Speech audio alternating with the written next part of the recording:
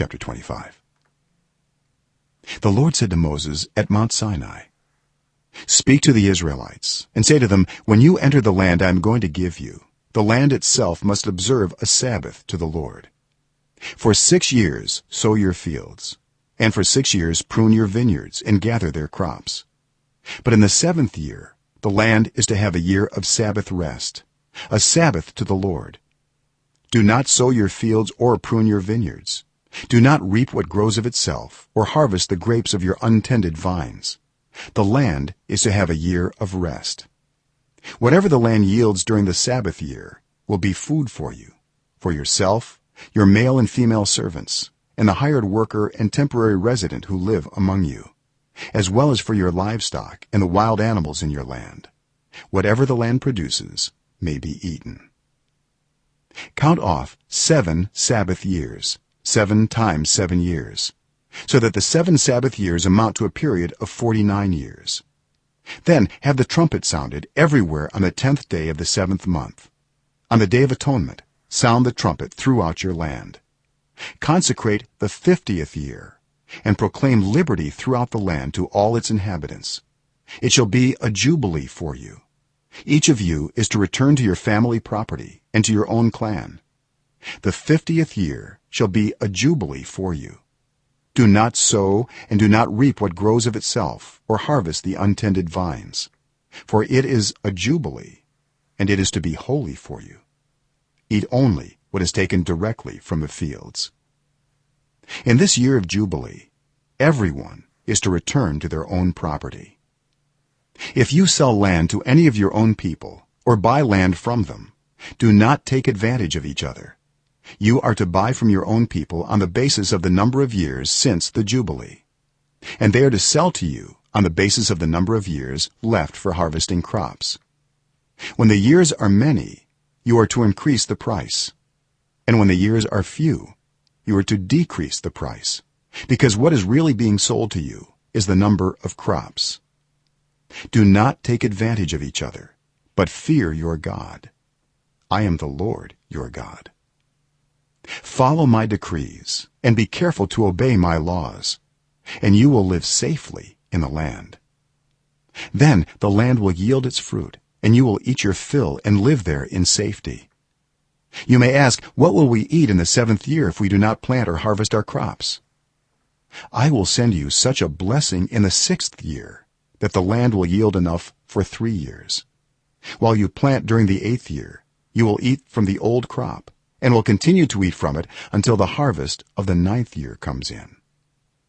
The land must not be sold permanently, because the land is mine, and you reside in my land as foreigners and strangers. Throughout the land that you hold as a possession, you must provide for the redemption of the land. If one of your fellow Israelites becomes poor and sells some of their property, their nearest relative is to come and redeem what they have sold. If, however, there is no one to redeem it for them, but later on they prosper and acquire sufficient means to redeem it themselves, they are to determine the value for the years since they sold it and refund the balance to the one to whom they sold it. They can then go back to their own property. But if they do not acquire the means to repay, what was sold will remain in the possession of the buyer until the year of jubilee. It will be returned in the jubilee, and they can then go back to their property. Anyone who sells a house in a walled city retains the right of redemption a full year after its sale. During that time the seller may redeem it. If it is not redeemed before a full year has passed, the house in the walled city shall belong permanently to the buyer and the buyer's descendants. It is not to be returned in the jubilee. But houses in villages without walls around them are to be considered as belonging to the open country. They can be redeemed, and they are to be returned in the jubilee. The Levites always have the right to redeem their houses in the Levitical towns which they possess. So the property of the Levites is redeemable, that is, a house sold in any town they hold, and is to be returned in the jubilee, because the houses in the towns of the Levites are their property among the Israelites. But the pasture land belonging to their towns must not be sold. It is their permanent possession. If any of your fellow Israelites become poor and are unable to support themselves among you. Help them as you would a foreigner and stranger, so they can continue to live among you. Do not take interest or any profit from them, but fear your God, so that they may continue to live among you. You must not lend them money at interest or sell them food at a profit.